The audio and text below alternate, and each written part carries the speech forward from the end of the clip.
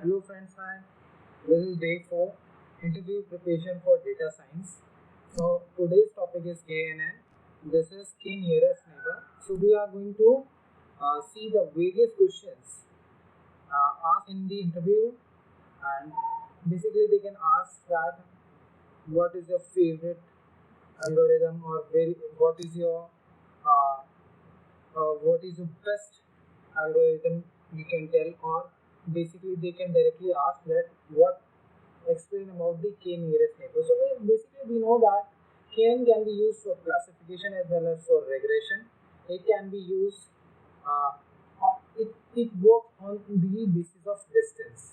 When we talk about the distance, so we are going to find out the distance between the points. So various distance are available to find out the distance between these points, and on the basis of that we are define that this points belongs to this neighbor. So basically neighbors means the nearest ones which belongs to that community or group.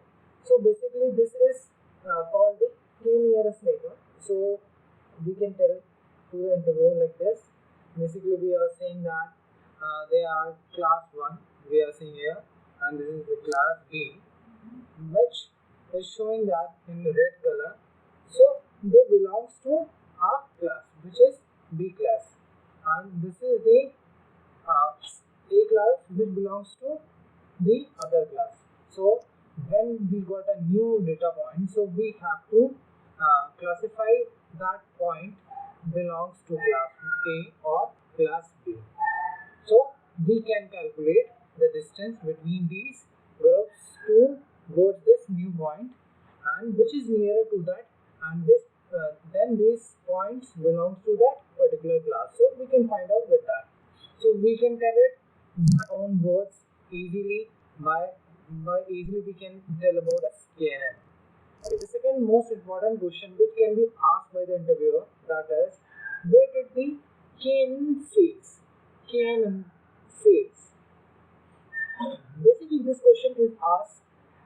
Why the interviewer is asking this question? Basically, they wants to know that how how easily you can get the things, how easily you get the things from the learnings which you have done from anywhere which you have done. So basically, first we can see that when the data point is randomly spread, so we can tell that there we cannot find the neighbors easily. That's why. So this is the thing. And the second point, when the point is very far from class A and class 1 and class B, basically the distance between this point is pretty much far. But we do have 2 points which is misclassified points, and they are nearer to the square root. So by calculating the distance, so we cannot say that this query point belongs to this class 1. So this can be happen. So this is the second scenario where we are going to fill out to apply the KNN. Let's move to our third question that asked in the interview. Define the distance measures: Euclidean distance, Manhattan distance, and Minkowski and Hamming distance. And what are the applications of this? So basically, we do have number of distance, but mostly the distance which is used in most of the time. These are the 4 distance which is mostly used. First is Euclidean distance, which is also called L2, L2 norm, and basically it can be represented if we do have 2 points P and Q, and the distance we are going to calculate by this formula. We can calculate the distance. Let's This is the under root sigma 1 to n, where I represent the QI and PI. Actual points are these, and the distance between them will be squared and under root. So we are going to calculate with the help of this. So we have already learned the Euclidean distance in the 10th class. So we are going to find out with the help of this. And Secondly, Manhattan distance. We are, as we all know about USA, the city which is called Manhattan, and their three streets are connected with the 90 degree. So with this concept, so the actual distance is calculated on the basis of this. So the distance between those 2 point pieces along the axis is right angle in a plane with the P1 at x1 y1, P2 at x2 y2, and its distance will be calculated with this x1 minus x2 modulus plus y1 minus y2 modulus. So we are going to calculate with the help of this. Third is Minkowski distance. Minkowski distance is also called Alpinon. This is the general formula for the Manhattan and Euclidean. By placing the value of P, when we are going to placing our value P, we are going to find out the Euclidean and the Manhattan distance. Let's the let let's we have this formula, and we are going to place P equals to 1. So we are going to find out the value B square. So this will look like as a this will become the Euclidean distance. When we take about D2, and with this we are going to get the Manhattan distance. So it means Minkowski is the general formula where we can derive our distances of Euclidean and Manhattan distance. And the third one is of Hamming type distance. We are going to calculate on the alphabets which are not in the numerical formats. So we can calculate Hamming distance by by considering the things that if we have A, B and C, these are the data points, and the second row of the data point is A, B and D. Where the alphabets are same, A and B, we are going to consider as 0, and the third one which is having C and D, we are going to consider as 1. So it means the distance between that will be concluded whether that the number will be created more than 0. So that will be called as Hamming distance. Let's move to the another question. What is cosine distance and cosine similarity? Basically, this is the most favorite question asked by the interviewer.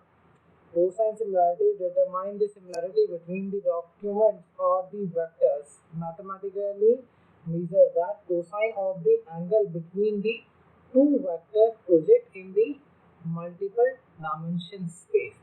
Basically, if you're talking about the similarity, we know that if the similarity increases, so it means the distance between these two vectors will decrease. It means the distance will be minimum. So it means if similarity is low, so it means the distance will be high. So if we can have an example. Let's suppose good and better. The vector direction of these two words will be more similar, better and good. It means they are proving the same things. It means towards the good and better. So this will say that this is the similarity between these two words. The similarity between hate and love, it is just opposite. It means they are forming 180 degree. So it means the vector is just opposite. So with this we can calculate with the cosine similarity with the help of this. Let's move to the other question. What are the limitations of KNN? This is the questions where you can answer the things very easily with the help of example. I'm just providing that if we have large number of data sets, we need large space for training. It means if our data is huge, so we need space, more space. Example, let's suppose we have 40 lakh data points with 1 lakh of columns of features. So for this we need about 36 to 40 GB of RAM required to process the data. So as we know that RAM is costly, so the basic thing is we need lots of space and this is very costly. Time required to process the data also needs a lot time to train. Low latency system cannot be produced with the help of KNN. It means we can produce the KNN models for the medical purpose. It means let's suppose we have data and we can proceed with that. The outcome is coming after 1 to 2 minutes. But in the web applications, we are not able to uh, stop working, or we cannot wait for a long while we are using Google. We are not going to wait for that also. So it means we are not able to develop on low latency system with the help of KNN. Let's move to another question, that is question number 6, how to handle the overfitting and underfitting in the KNN. Underfitting and overfitting. Let's go through with the overfitting and underfitting. Overfitting means high variance. High variance High variance can be say like that when we split our data in training and test. The accuracy of the training data is high, but the accuracy of the testing data is lower. That means that will that will hamper our the overall accuracy of the model. Where we know that this will belongs to a high variation or overfitting. When we talk about the underfitting, we got to know that uh, the training error or the training accuracy is pretty much low, and when we calculate the accuracy of the testing data, it is also low. So it means if the situation arises is called underfitting, and this is also called the high bias issue. So with this, we are going to see the things like that. And how the actual question is how to handle the overfitting and underfitting. We have to find out the optimum value of the KNN with the help of hyperparameter tuning. And hyperparameter tuning for that is K. K is the nearest neighbor. So it means we have to decide the K value. We can go ahead and we can calculate with the accuracy. With the help of that, we are going to find the optimum value, and we can achieve our result with the help of this. The last question, which about the question asked in interview is explain KNN for regression.